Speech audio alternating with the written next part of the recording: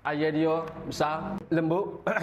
Apabila kita makan kan, kita suruh repah perapai dia ni. Air dia pun juicy be. Ui. Memang crispy. Orang kita ni nak kau besar apa nama? Air besar dulu lalu.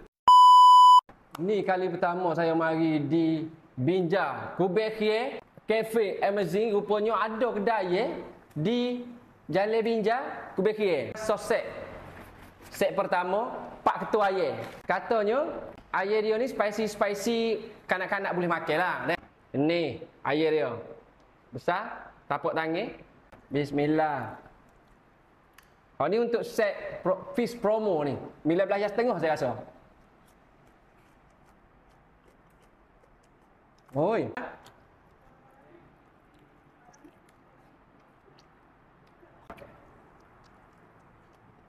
Oi, langut lek be.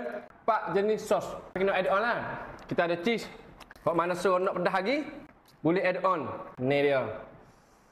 Bismillah.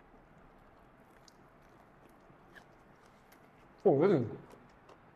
Memang pedas ke be? Sedap. Kalau mana boleh pedas boleh try. Garlic pun boleh add on juga. Bismillah.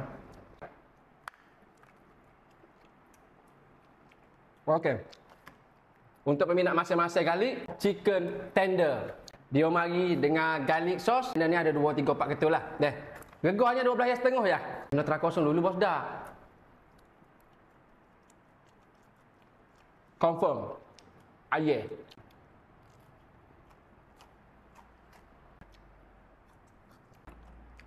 Kita ada juga nugget dan fries.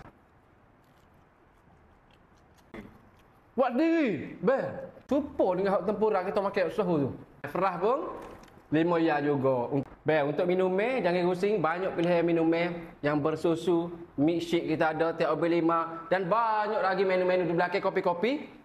Bismillah. Oh, oi.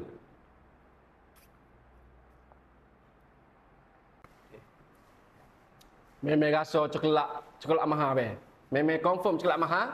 Dia mari dengan whipped cream. Ni hok baik dok sehulah ni. Goni pun be, kalau pakai umur memang tak sedap confirm. Kalau dia ada brand-brand dia ni, kalau ada pakai molek suruh berlemak selalu.